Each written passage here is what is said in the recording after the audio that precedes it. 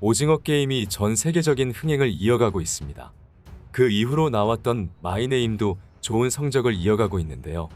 이제는 한국 드라마, 영화가 대세로 자리 잡은 느낌입니다. 헐리우드만큼의 인지도에 가까워졌다고 해도 과언이 아닙니다. 오징어 게임의 흥행을 질투하시게 하는 국가가 있는데 그 국가는 일본입니다. 일본은 오징어 게임이 신이 말하는 대로 카이지, 앨리스 인 보더랜드, 배틀로얄을 베꼈다고 주장하고 있습니다. 하지만 이런 장르는 소설 파리대왕, 15소녀 표류기, 영화로는 큐브 등에서 이미 나온 내용입니다. 심지어 이제는 게임 속 놀이인 무궁화 꽃이 피었습니다. 마저 일본 것인데 베꼈다고 주장하고 있습니다. 스즈키 쇼타로 일본 니혼게이자의 신문 서울지국장은 10월 29일 칼럼에서 오징어 게임에서 거액의 상금을 목표로 참가자가 사투를 벌이는 게임의 다수는 일본에서 유래된 아이들의 놀이라고 주장했습니다. 무궁화 꽃이 피었습니다가 일본의 다루마상가 코론다와 가사만 다를 뿐 규칙과 선율이 같다고 주장했습니다.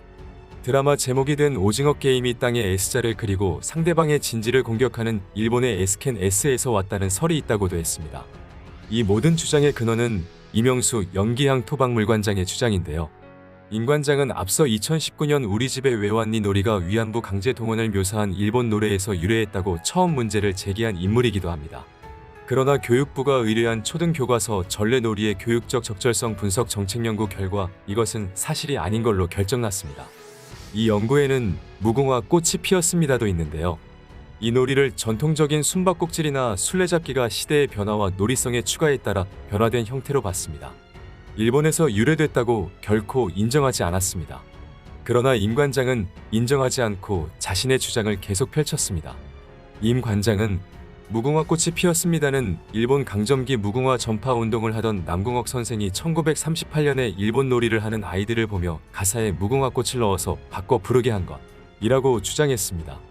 한서현 부회장인 현재호 목사는 무궁화를 예찬하는 시를 쓰고 무궁화 동상과 같은 노래 가사를 지었지만 아이들에게 무궁화 꽃이 피었습니다로 놀이를 바꿔 부르게 했다는 기록이나 자료는 없다고 말했습니다.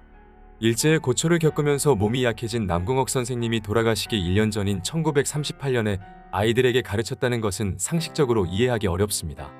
그렇다면 임 관장은 왜 이런 주장을 할까요?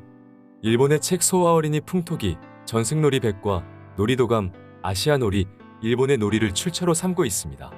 임 관장은 이 책들은 일본인이 쓴 책으로 단지 여기에 비슷한 우리나라 놀이가 있다고 모두 원조가 일본이라고 주장하고 있습니다.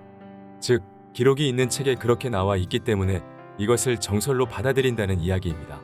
다만 이분이 향토학자이고 일본의 식민교육에 반대하시는 분인데 역설적으로 그의 논리는 일본인의 책에서 시작하고 있습니다. 임 관장의 논리는 단순하게 반박할 수 있는데요. 무궁화 꽃이 피었습니다와 같은 방식의 놀이는 전 세계의 많은 나라에 있다는 겁니다. 임 관장이 무궁화 꽃이 피었습니다는 일본을 표절했다는 놀이 다루마상가 코론다 외에도 중국의 하나둘셋 나무사람, 영국의 그랜마더스 푸스텝, 미국의 레드 라이트 그린 라이트 등도 똑같은 방식의 게임입니다. 그 밖의 나라로 네덜란드, 프랑스, 폴란드, 체코, 에스토니아, 그리스, 러시아, 이탈리아, 포르투갈, 스페인 등 수많은 나라에서 행해지고 있는 놀이입니다. 즉, 놀이는 세계적으로 보편적 유사성을 지니고 있습니다. 놀이 문화의 연구가 어려운 것은 시대마다 바뀌고 시작을 알 수 없는 점입니다. 아이들의 문화를 어른의 시점에서 기록하기란 여간 어려운 것이 아닙니다. 무궁화 꽃이 피었습니다와 유사한 게임이 서구권에서 발견됐으니 이제 미국, 프랑스 게임이 되는 건지 되묻고 싶습니다. 일본인들은 정확하지 않은 정보로 한국을 공격할 때 한국인을 잘 이용합니다. 거기에 이명수 관장은 가장 알맞은 사람이었던 것입니다. 기본적으로 반일 민족주의 학자인데 이 사람이 주장한다면 한국인들도 반박하기 어렵다고 생각했을 겁니다.